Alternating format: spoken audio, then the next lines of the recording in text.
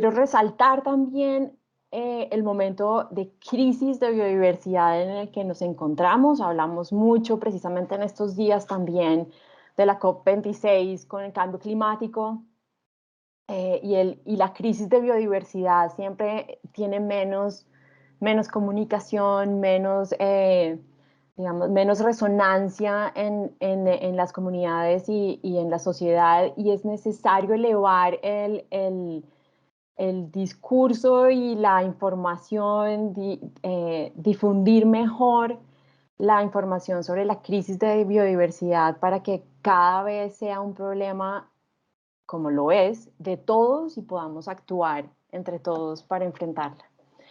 Entonces, para los ecosistemas de agua dulce, esta crisis de biodiversidad es particular porque representan una proporción muy pequeña del planeta, es menos del 1% de los hábitats del planeta, pero tienen la mayor riqueza de especies relativa por área. Y en las últimas, siguen siendo muy poco conocidos, o sea, el número de especies que se conocen nuevas cada año es importante, y esto demuestra que todavía se requieren esfuerzos importantes para conocer mejor estos sistemas, pero a pesar de ello, la mayoría o todos los grupos taxonómicos tienen un mayor riesgo de extinción cuando los comparamos con los grupos terrestres. 1 de cada 3 especies de ecosistemas de agua dulce está amenazada, y las poblaciones han disminuido a una mayor tasa en comparación con otros, con terrestres y marinas. Y todavía más triste, esta tasa es todavía más alta en Latinoamérica y el Caribe. Hemos perdido en el último siglo el 70% de los humedales, y de nuevo las mayores tasas también las tenemos en Latinoamérica y el Caribe. Hemos perdido humedales naturales, pero hemos aumentado en humedales artificiales como embalses, sea para energía o para agricultura, y áreas de cultivos de arroz. Son de los ecosistemas con mayor vulnerabilidad al cambio climático, mayor amenaza por infraestructura y otros desarrollos de actividades humanas. Por ejemplo, la demanda de agua, que se espera que aumente en un 1% anual. Entonces estamos en un panorama de crisis de biodiversidad general, pero que es todavía más aguda y más importante en los ecosistemas de agua dulce, y seguimos aún conociéndolos. Esto también se refleja en las condiciones de los ríos libres alrededor del mundo. Solo el 37% de los ríos de más de 1000 kilómetros alrededor del mundo son libres, es decir, corren libremente sin barreras desde su nacimiento hasta su desembocadura. Hay muy pocos esfuerzos y planes desarrollados para la protección de ecosistemas de agua dulce en el planeta. Si bien en los últimos años el planeta entero y todos los países han hecho un esfuerzo enorme para planificar áreas protegidas y implementar estas áreas para ecosistemas terrestres y marinas, es infinitamente menor el esfuerzo para los ecosistemas de agua dulce, y no hay planes a nivel global para protegerlos. Y entonces nos encontramos frente a este dilema, porque la protección de ecosistemas de agua dulce, y voy a sobresimplificar aquí tal vez de manera muy grosera, no es simplemente una delimitación de esa superficie o de ese sistema como un mecanismo de protección que sea duradera. La protección de los ecosistemas de agua dulce requiere en realidad no solo esa delimitación de esa extensión del ecosistema, sino de una combinación de intervenciones que son necesarias para garantizar que aquellos elementos que valoramos como sociedad y como personas de los ecosistemas de agua dulce perduren más allá de nuestra propia generación. Entonces es reconocer que ese sistema no solamente son los límites espaciales, sino que requieren muchas más intervenciones de múltiples tipos para poder abordarlos y protegerlos de verdad. Este marco de protección duradera de los ecosistemas de agua dulce fue parte de los insumos que orientaron este ejercicio de planteamiento de índice de sostenibilidad de cuencas para Colombia, que les voy a mostrar, y parte precisamente de definir esos valores que desde las comunidades, desde la sociedad, reconocemos en los ecosistemas de agua dulce, identificar esos valores o esos atributos ecológicos clave que son esenciales para la integridad y para mantener estos valores a largo plazo, identificar esas amenazas que afectan y las causas que están debajo de ellas.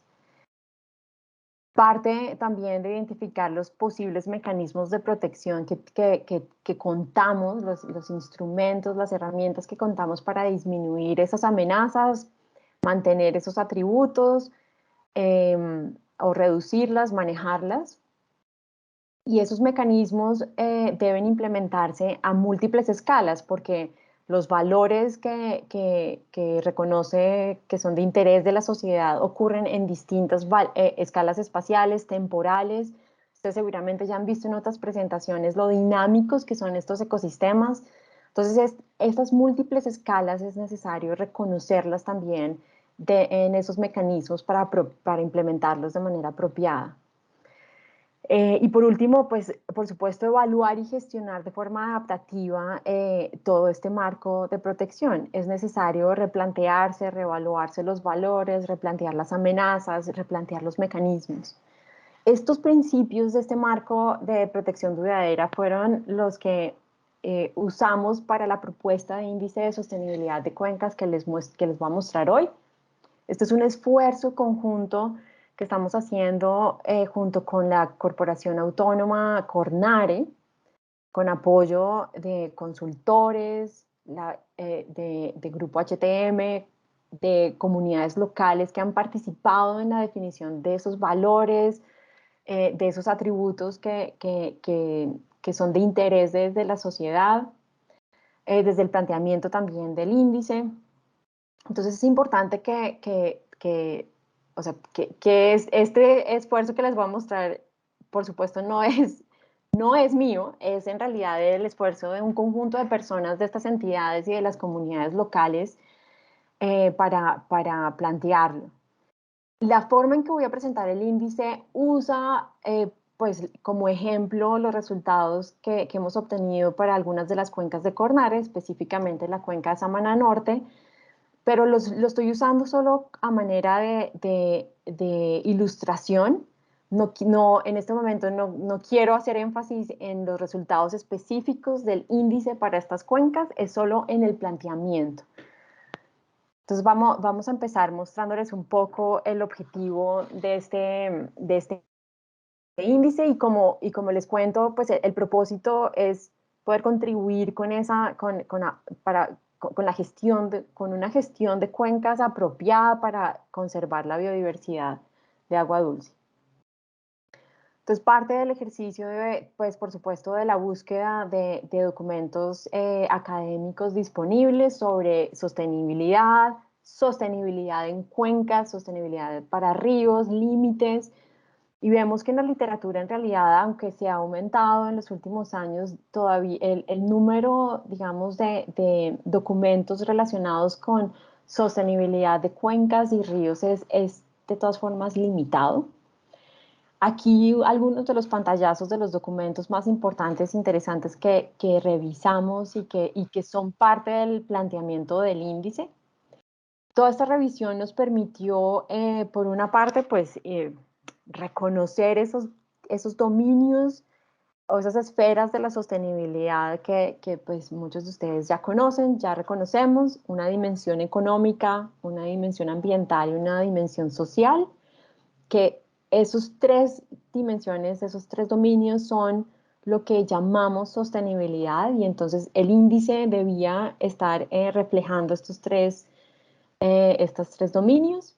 Y acordamos desde el principio una definición de sostenibilidad como esa distribución y ese uso eficiente y equitativo de los recursos naturales de forma tal que no se produzcan efectos adversos sobre condiciones sociales, económicas y ambientales de las cuencas, que permitan garantizar en el tiempo la permanencia de los objetos de conservación y servicios ecosistémicos de provisión, regulación, culturales y de soporte valorados por las comunidades. Esta definición es importante porque allí tiene los elementos claves que van orientando la definición de los indicadores para el índice. Una parte importante es que este índice en realidad queremos que sea un índice que permita cuantificar la sostenibilidad, que permita monitorear, tener un monitoreo constante de ese atributo de sostenibilidad, pero también que nos permita hacer prospección de cómo podría modificarse ese valor de sostenibilidad si tomamos una u otra alternativa en nuestras decisiones. Entonces, revisando también los marcos metodológicos para la evaluación de sostenibilidad, pues vemos que hay algunos que son retrospectivos, otros que son más de monitoreo y otros más prospectivos. Entonces, también evaluamos las distintas metodologías y oportunidades que teníamos en los marcos metodológicos. Dos de ellos que identificamos están en esta diapositiva y nos interesaron porque reconocen explícitamente esos principios que veíamos en el marco de protección duradera de ecosistemas de agua dulce. Una es reconocer las amenazas, los impactos internos y externos del sistema, las tres dimensiones, definir indicadores que están relacionados, en esas tres dimensiones que están relacionadas directamente con esas amenazas y esas alteraciones que están experimentando las cuencas. Pasos muy claros de agrupación, juzgamiento, valoración de esos resultados de los indicadores, pesos, cálculo de subindicadores y agregación de indicadores que es precisamente la propuesta final, digamos, para poder tener un índice de sostenibilidad e integrado. Reconocemos esos tres dimensiones de la sostenibilidad. Cada una de esas dimensiones está descrita por indicadores cuantitativos que están basados en variables específicas y entonces eso nos permite tener una trazabilidad de la información y pues el índice se va agrupando para obtener esa integración de elementos. Todo esto lo basamos, digamos, con ejercicios de propuestas específicas y de marcos de buenas prácticas para obtención de índices. Y este es el marco metodológico general del índice de sostenibilidad de cuencas que estamos proponiendo. Tiene 8 pasos. El primero de ellos es la definición de esa unidad mínima de análisis. Ahora vamos a ver cada uno de ellos en mayor detalle. Hay un segundo paso que es el diagnóstico ambiental y económico y social de esas cuencas. Un tercer paso en el que se plantean esos escenarios prospectivos. En el cuarto paso se identifican y se seleccionan esos indicadores por dimensión de la sostenibilidad. En el quinto se calculan esos subíndices integrados para cada una de las dimensiones. En el sexto se calcula el índice integrado de sostenibilidad. El séptimo define los rangos y categorías de sostenibilidad. Y en el último se define esos límites de sostenibilidad y esa orientación de los resultados a partir de ese valor, esas oportunidades de manejo. Entonces vamos a empezar con el primer paso, la definición mínima de análisis. Entonces aquí de nuevo acuérdense que usamos el ejemplo de Samaná Norte solo como una demostración, una ilustración del método. En el caso de Colombia, pues es importante utilizar la clasificación de cuencas hidrográficas y de distintos niveles que usamos, que es planteada por el IDEAM y que se usa en el ordenamiento del territorio. Y aquí es importante hacer énfasis en que es la unidad mínima de análisis, porque recuerden que una de los propósitos, y ya lo han visto seguramente en varias presentaciones, es necesario abordar los ecosistemas de agua dulce a múltiples escalas espaciales, ¿no? Reconocer esa agrupación, ese anidamiento que tienen las cuencas hidrográficas. Entonces, la unidad mínima de análisis la definimos como ese nivel 3 de unidades a nivel de IDEA, las subzonas, no, el nivel subsiguiente, perdón. Pero también la agregación en subzonas hidrográficas y a nivel de cuenca más grande. Ya en un rato van a ver.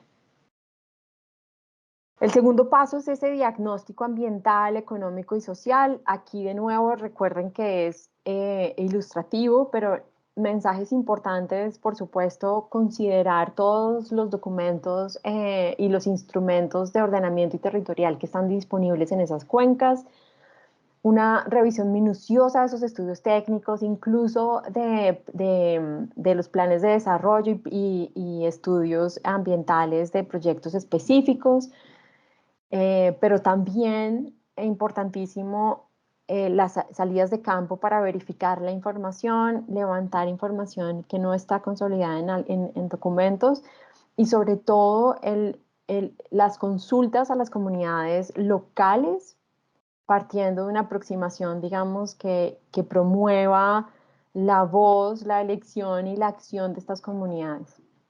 Entonces, aproximaciones desde el trabajo de conservación basada en comunidades. Esto resultó en una consolidación de una gran cantidad de información disponible para estas cuencas, desde los aspectos más físicos, de dinámicas disponibles en el territorio, gestión del riesgo, geomorfología, hidrología, clima, caracterización de la biodiversidad, cuáles son los elementos más relevantes, la dimensión socioeconómica también, cómo están la población en los municipios, cómo se distribuyen, cuáles son los sitios turísticos de interés, los índices de pobreza, una cantidad importante de información que describe ese sistema en esos tres componentes de la sostenibilidad. El tercer paso es la definición de escenarios que, como les digo, es de particular interés para nosotros, o sea, parte de la importancia o la utilidad de este índice, no solo en interpretar el estado actual de los sistemas, de las cuencas, y permitirnos eventualmente el monitoreo de la sostenibilidad en el tiempo, pero también cómo podemos darle herramientas o apoyar la gestión de las autoridades ambientales en este caso, para tomar decisiones que están tomando hoy, pero que afectan la condición de sostenibilidad de las cuencas a futuro. Entonces, el planteamiento de escenarios se basa principalmente en ese diagnóstico y en un elemento particular que es la identificación de ese factor de degradación o de alteración principal que tienen estas cuencas, el driver de amenaza más importante, que en este caso es el sector hidroeléctrico, pero que el marco metodológico lo que busca pues es plantear, todo el planteamiento pues está alrededor de esas amenazas más relevantes en el sistema de estudio. En este caso, como les digo, es el sector hidroeléctrico. Y entonces estos escenarios están desarrollados a partir de cómo se espera o cómo se está viendo que sea la expansión del sector hidroeléctrico en estas cuencas a futuro. Y entonces el siguiente paso, que es la identificación y selección de los indicadores por dimensión social, ambiental y económica, pues parte del reconocimiento de ese generador de impacto principal, que en este caso, como les digo, son los proyectos hidroeléctricos. Y esto permite entonces un planteamiento específico para abordar la sostenibilidad con indicadores que sean sensibles a los impactos generados por ese factor, el desarrollo de los proyectos hidroeléctricos. Y esto pues parte también de la experiencia que tenemos nosotros en el estudio y el trabajo con el sector hidroeléctrico, pero también de una revisión de otros factores que podían verse alterados, considerando también que el desarrollo hidroeléctrico de estas zonas son de pequeñas centrales hidroeléctricas. Entonces, todo este planteamiento permitió identificar unos indicadores potenciales para cada una de las dimensiones. Finalmente, después de revisar la información disponible y la operatividad de cada uno de esos indicadores, seleccionamos algunos indicadores. Aquí vemos, por ejemplo, el indicador de calidad morfológica de las cuencas, que es más un indicador agregado de la condición geomorfológica, un indicador de ramping, que es que representa ese hydropeaking en los caudales, el grado de regulación de caudales también, indicador de alteración de sedimentos, como atrapamiento por la infraestructura o por derivación a otras cuencas. Estos son cómo se van viendo los mapas. Acuérdense que uno de los propósitos del indicador es que sea cuantitativo, pero además espacialmente distribuido, porque necesitamos tomar decisiones en cada una de esas cuencas, de esas unidades mínimas que definimos. Otro indicador que representa la conectividad de la red fluvial, el indicador de idoneidad de hábitat basado en multiespecies. Este era particularmente de interés para poder representar esa diversidad de peces que tenemos, usando la información del mejor grupo conocido. El indicador de vulnerabilidad hídrica, aquí como se ven estos indicadores, también otros indicadores relacionados a la gestión del riesgo de desastres y cambio climático. Indicadores económicos con los que buscamos representar esos beneficios que se generan a partir del desarrollo de estos proyectos en la región, como la generación de empleos, las contribuciones económicas anuales por ley, un indicador de dinamización de la economía local, es decir, cuando estos proyectos llegan a territorios, ellos empiezan a invertir en el territorio, a promover dinámicas sociales y económicas distintas. Este es un indicador que se planteó para representar esto. Otros indicadores sociales, como el indicador de pobreza de ingreso, el indicador pobreza multidimensional, un indicador de bienestar social. Todos estos, a partir de revisiones de todos esos documentos que se hicieron, y de la información disponible en el territorio. El índice de retorno social de esa inversión, que tanto le llegan esos recursos que los sectores deben contribuir, que tanto llegan a cómo es el retorno social de esa inversión.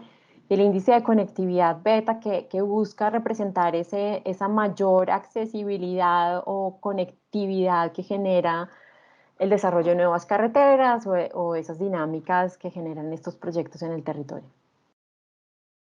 Entonces, con todos estos indicadores, el siguiente paso es irlos agrupando, ya como hemos visto, en esos indicadores por dimensión. Entonces, recuerden que cada una de esas cuencas mínimas de análisis tiene un valor específico para cada uno de esos indicadores que acabamos de ver, y cada uno de esos indicadores hace parte de un subíndice integrado, un índice integrado por cada una de las dimensiones: ambiental, social y económica.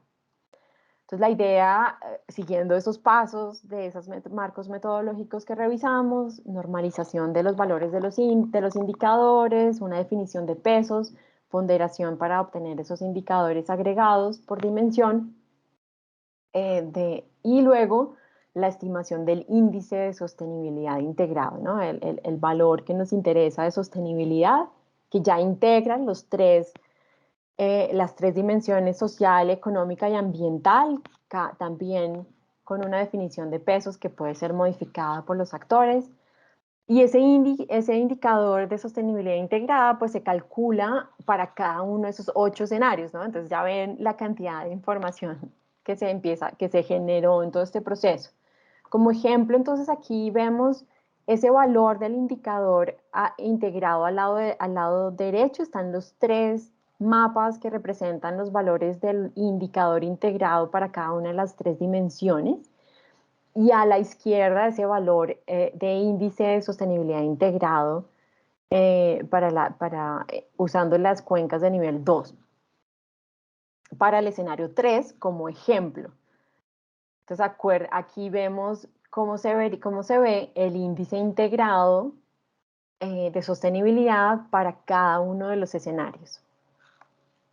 Ahí ven que partimos, por ejemplo, del escenario donde hay más verde, hay una sostenibilidad alta, pero a medida que se evalúan distintos escenarios, esas condiciones de alta, media o baja van cambiando.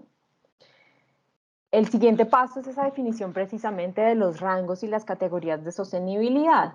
Y esto es una parte muy importante del desarrollo de los indicadores y de los índices, porque depende no solo de una decisión de hasta dónde, cómo podemos interpretar esos valores de los índices de acuerdo a los objetivos de manejo. Podemos ser más exigentes, menos exigentes, pero también la forma en que se comportan los datos de cada uno de los indicadores. Y aquí pusimos un ejemplo del indicador de regulación, del grado de regulación hidrológica, porque este indicador parte, digamos, de un valor cero cuando las cuencas no tienen regulación y puede ir aumentando de acuerdo al nivel o a la capacidad de regulación de la infraestructura que se va añadiendo en esa cuenca. Entonces esto puede ir más allá del 100, por ejemplo, puede ir aumentando de acuerdo a esa capacidad de infraestructura que le vas poniendo a las cuencas. Entonces ese indicador puede ir de 1 a más de 100, pero nos hemos dado cuenta que cuando analizamos ese valor en ríos específicos, pues un valor de 0.8 o 0.6 ya puede ser una alteración muy alta de la regulación porque se pierden atributos importantes del régimen hidrológico. Entonces, esa calibración de esos rangos y esas categorías dependen mucho también de la forma en que ese indicador se expresa y y de qué representa de los ecosistemas de agua dulce. El octavo paso es la definición de los límites de sostenibilidad. Entonces, ya es como empezamos a analizar los datos, a cómo expresamos o mostramos los resultados de ese índice de sostenibilidad integrado. Y entonces podemos representar, por ejemplo, ese valor del índice de sostenibilidad a partir de, digamos, en cualquiera de sus escalas espaciales de las distintas unidades de análisis. Respecto por ejemplo, la potencia instalada en megavatios en este caso, que es el principal fuente de transformación de las cuencas, ¿no? Cómo es que el índice de sostenibilidad puede alterarse o modificarse en el tiempo mientras vamos aumentando la potencia instalada en las cuencas. Y de nuevo, pues como es una aproximación multiescalar, podemos ver ese valor del índice en esas distintas agregaciones espaciales. Uno de los análisis que planteamos es una integración de esas escalas. En este caso, el valor del índice de sostenibilidad en microcuencas, en esos niveles 3, y el índice de sostenibilidad en el nivel siguiente, que es ese nivel 2, y de acuerdo a la configuración y al valor del índice y a la distribución en esos cuadrantes, está la orientación de la oportunidad de manejo. Entonces, el valor del índice puede ser alto, medio, bajo o muy bajo, y la relación entre cómo está la cuenca a nivel 3 y cómo está la cuenca a nivel 2, multiescalar, también nos da una señal de qué oportunidades puede tener de manejo de acuerdo si es conservación, uso sostenible o restauración. Aquí es importante recordar de nuevo que como es un índice integrado que viene de esos indicadores agregados por dimensión ambiental, social y económica, pues distintos valores de cada uno de esos índices y esas combinaciones diferentes en realidad pueden darnos un mismo valor o una misma categoría de índice de sostenibilidad de cuenca, precisamente porque parte de esos distintos valores en cada una de las dimensiones y además estamos usando distintos pesos de acuerdo a la importancia que le den los actores a cada una de esas dimensiones. Entonces, importante recordar que ese valor medio, por ejemplo, que vemos a nivel de cuenca y de índice integrado, en realidad puede venir de múltiples combinaciones distintas de esos valores de los subíndices, y eso también es útil para orientar las acciones en el territorio, orientar acciones más hacia el sector, la dimensión ambiental o social o económica. Entonces, aquí, por ejemplo, para darnos cuenta de cuáles son los resultados en esta cuenca para un escenario en particular, y entonces vemos dónde podría haber más oportunidades o qué tipo de oportunidades hay en el territorio, y más específicamente entonces en esas oportunidades de conservación, manejo sostenible o restauración, pues la idea no es usar, digamos, el valor del índice, y esta orientación de las oportunidades de manejo es para guiar distintas acciones para áreas donde por su condición de sostenibilidad tiene una mayor orientación o una mejor, o podría, digamos, fomentarse esas actividades o esas acciones que mantengan y preserven esas condiciones. El uso sostenible indica, digamos, otro conjunto de acciones que deben mantenerse, digamos, siempre procurando que ese valor del índice de sostenibilidad de las cuencas se mantenga o mejore. Entonces ya vamos a ver más adelante qué oportunidades podríamos identificar para guiar las acciones específicas en el territorio. Y sobre todo las decisiones, en este caso, de la expansión del sector hidroeléctrico, como uno de los drivers de alteración de los ecosistemas de agua dulce. Entonces aquí vemos, por ejemplo, ya cómo el valor de ese índice de sostenibilidad va reduciéndose en el tiempo mientras va aumentando la potencia instalada de acuerdo a los escenarios que se evaluaron, y cómo esto se puede observar o tiene una dinámica distinta a nivel de cuenca nivel 1, a nivel de cuenca nivel 2 y a nivel de cuenca nivel 3. Entonces, una de las conclusiones o algunas de las conclusiones de este índice, digamos, de este caso de estudio es esa disminución progresiva, o sea, el índice sí es sensible a ese desarrollo de proyectos hidroeléctricos.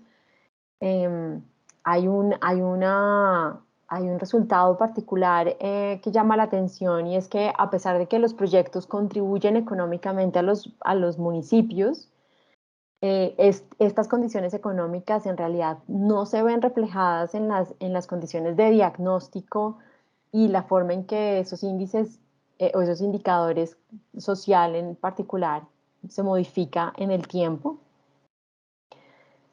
Los proyectos se concentran en algunas de esas cuencas específicas de nivel 3, entonces allí en esas áreas pueden producir conflictos o degradación ambiental y social que si no se gestionan adecuadamente pueden resultar en conflictos.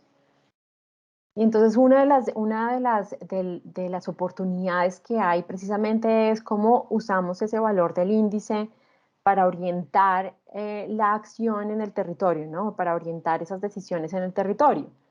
Ese enfoque multiescalar nos puede permitir orientar y definir objetivos de gestión específico, por ejemplo, moviendo las cuencas o buscando mover cuencas específicas que están en uso sostenible hacia restauración o de restauración hacia conservación. Y esto puede ser, por ejemplo, planteando metas específicas y objetivos específicos de gestión de sostenibilidad en las cuencas y basado en este índice cuantitativo.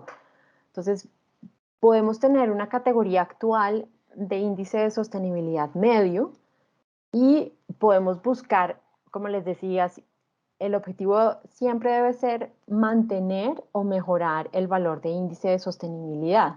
En este caso, en este primer ejemplo, la idea es mantener ese valor medio de sostenibilidad a 2030, pero esto puede ser incluso mejorando condiciones específicas de alguna dimensión. Entonces puede haber ese trade-off o puede haber ese compromiso entre las tres dimensiones. Esa gestión y esas decisiones pueden estar orientadas en mejorar ciertas condiciones en el sector ambiental o económico o social, pero bajando algunas de las otras, y en esa gestión pues mantenemos ese valor de índice de sostenibilidad. Otra propuesta o otra decisión puede ser llevar una cuenca que actualmente está en un índice de sostenibilidad medio, llevarla a un valor de sostenibilidad alto.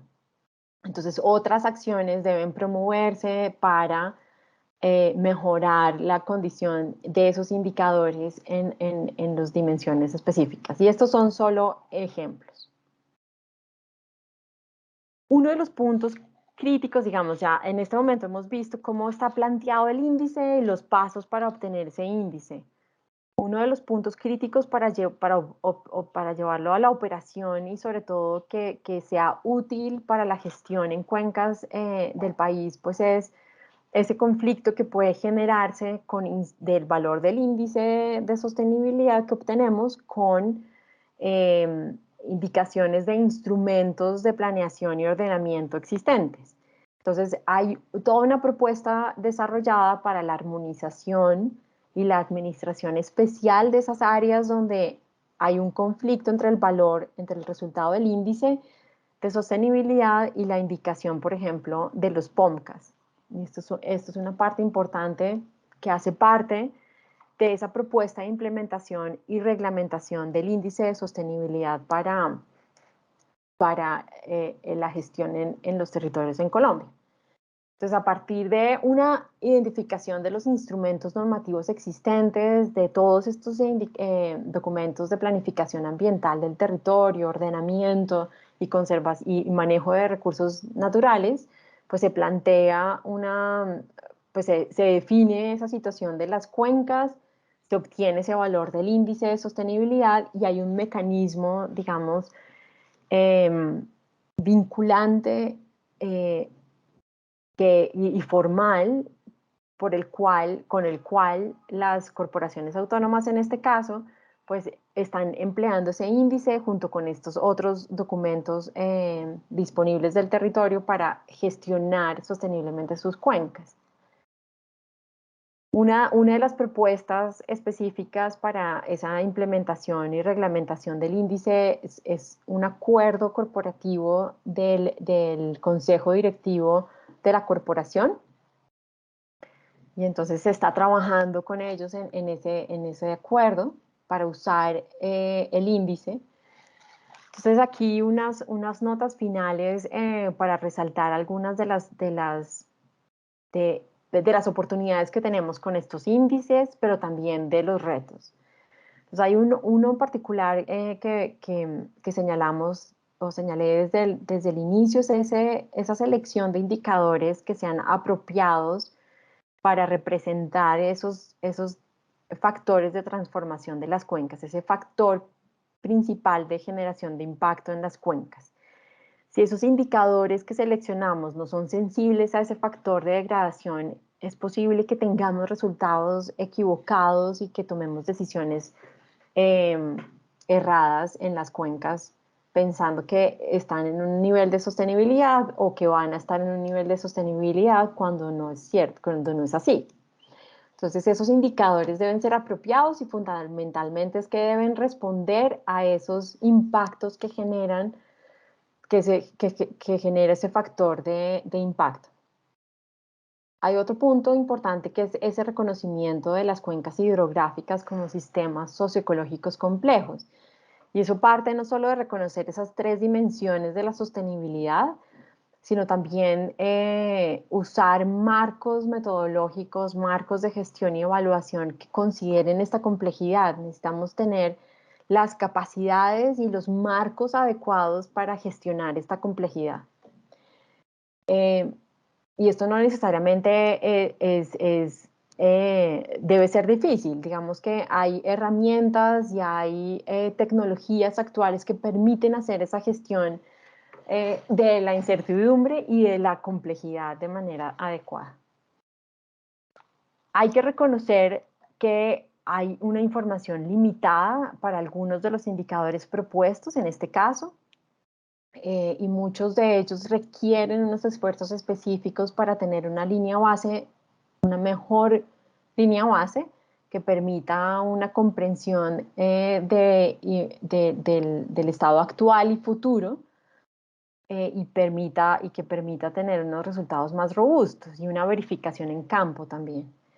Uno de los ejemplos de información limitada es, por ejemplo, para obtener el indicador del índice de idoneidad de hábitat multiespecie. Este índice requiere información, por ejemplo, de distribución, abundancia y preferencia de hábitat del grupo de especies que habita la cuenca. Y esto pues tiene que estar de manera distribuida homogéneamente en la cuenca y conocer en qué momento, en qué tipo de hábitat, y eso requiere unos esfuerzos de monitoreo y de conocimiento de las cuencas que desafortunadamente no tenemos. A pesar de que los peces son de los grupos de biodiversidad mejor conocidos a nivel de agua dulce, pues todavía nos enfrentamos a, a retos importantes en la disponibilidad de información que permita, por ejemplo, obtener un índice robusto de idoneidad de hábitat. Y, por ejemplo, la mayoría de la información disponible de peces está asociada precisamente a estudios relacionados con el factor de alteración, que son los proyectos hidroeléctricos. Entonces, parte de nuestro conocimiento pues ha estado financiado por estos proyectos, eso no tiene nada de malo, es fantástico que ocurra, pero conocemos mejor las cuencas que ya hemos alterado, que las cuencas donde tienen un mejor nivel, digamos, valores de conservación más altos. Hay las oportunidades de manejo que se derivan de los valores del índice en conservación, restauración y manejo sostenible deben permitir esa orientación de las actividades. No son el objetivo de definir estas oportunidades de manejo en el territorio y verlo espacialmente no es una zonificación, sino que debe permitir a la autoridad ambiental y a otras entidades enfocar actividades específicas en el territorio, buscando mantener ese valor del índice o mejorarlo, como hemos visto. Resalto ese proceso de armonización de los resultados del índice con esos documentos de planificación y ordenamiento. Es fundamental para poder tener una adecuada administración de los recursos y del territorio. El índice demostró, digamos, ser útil para apoyar la toma de decisiones de autoridades, por ejemplo, frente al trámite y otorgamiento de licencias ambientales, en este caso de proyectos específicos como los hidroeléctricos, las pequeñas centrales hidroeléctricas, pero requiere una adopción formal y vinculante. Por ejemplo, en este caso, esas opciones que estamos valorando y desarrollando son acuerdos corporativos del consejo directivo o una resolución ejecutiva del director. El índice también es útil para complementar los instrumentos de comando y control de las autoridades, pero eso requiere diseñar un protocolo que oriente la forma en que la autoridad requiere información de los estudios ambientales y la forma en que la autoridad evalúa la información que le aportan, siempre considerando la jerarquía de mitigación en este caso, ¿no? De evitar alteraciones, minimizar los impactos, compensar los impactos. El índice permite a una autoridad ambiental evaluar esas oportunidades de manejo y definir metas específicas de gestión a mediano y largo plazo, buscando mantener o mejorar la sostenibilidad de las cuencas y de manera cuantitativa. Y el índice requiere, por supuesto, una revisión, una actualización, una evaluación periódica. No lo puse, pero requiere unas capacidades específicas para entenderlo, y poder orientar esas decisiones que pueden darse al interior de la autoridad, pero también en alianza con múltiples entidades también del territorio o con la capacidad para, por ejemplo, monitorear o manejar la información de estos indicadores que ya vimos que son son bastantes y hay unos más complejos que otros. Entonces, esto es por ahora todo. Muchas gracias.